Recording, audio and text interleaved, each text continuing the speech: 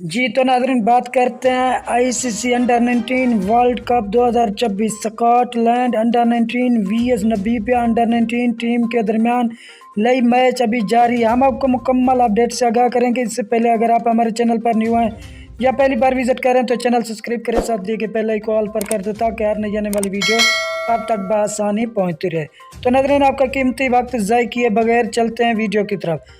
Scotland ने toss जीतकर पहले बैटिंग करने का फैसला किया। 8 स्कोर पर उसके 2 खिलाड़ी आउट हो चुके हैं। 6 ओवर का खेल मुकम्मल हो चुका है।